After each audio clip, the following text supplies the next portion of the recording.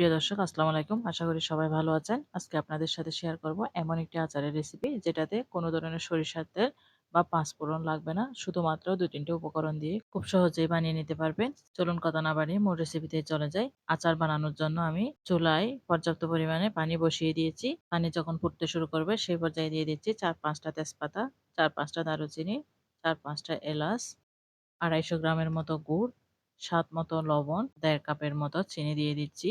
এই আচারে চিনি গুড় মিক্স করে ব্যবহার করতে পারেন আর শুধু গুড়ও ব্যবহার করতে পারেন। আমি গুড় ছোট করে কেটে ব্যবহার করিনি, তাই গুড় গলতে আমার একটু সময় লাগবে। আপনারা কেটে ব্যবহার করতে পারেন, এতে সময় কম লাগবে। তাই গুড় গলে আসা পর্যন্ত অপেক্ষা করব। যখন এটা গলে আসবে সেই পর্যায়ে দিয়ে দিচ্ছি শুকনা বড়ই। আমি এই বড়িগুলো আগে ক্লিন করে রেখেছিলাম। এখন বড়িগুলো একটু নাড়াচাড়া করে দিয়ে ডেকে রান্না করে নেব ১০ থেকে ১৫ মিনিটের মতো। এই আচার রান্না করার সময় চুলা মিডিয়াম টু হাইতেই রাখতে পারেন। এর মাঝখানে আমি ২-১ বার নেড়েচেড়ে দিয়েছিলাম।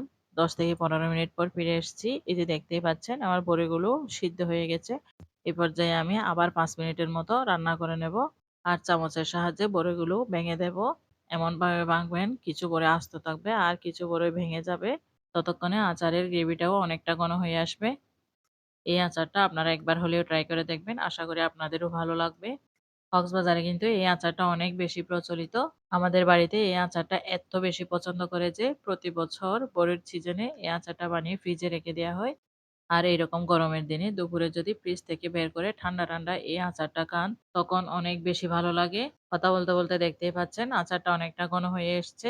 এই পর্যায়ে এটা নামিয়ে নেব। এটা ঠান্ডা হয়ে গেলে আরো অনেক বেশি ঘন হয়ে যাবে। আমার কাছে বড়ইর থেকে এর গ্রেভিটা কিন্তু অনেক বেশি ভালো লাগে। আমি একটা সার্ভিং ডিশে নিয়ে নিচ্ছি। আর ঠান্ডা হয়ে গেলে এয়ারটাইট বক্সে নিয়ে নরমাল ফ্রিজে রেখে দিতে পারেন ১০ দিনের মতো। আর ডিপ ফ্রিজে ১ বছরের মতো ভালো থাকবে। এই আচারটা ঠান্ডা, ঠান্ডা খেতেই বেশি ভালো লাগে। আশা করি এই রেসিপিটা আপনাদের ভালো লাগবে। এরকম নিত্য নতুন সহজ রেসিপি পাওয়ার জন্য আমার চ্যানেলটি সাবস্ক্রাইব করে পাশে থাকবেন। এতক্ষণ সাথে থাকার জন্য ধন্যবাদ। আজকে এখানে বিদায় নিচ্ছি। আল্লাহ হাফেজ।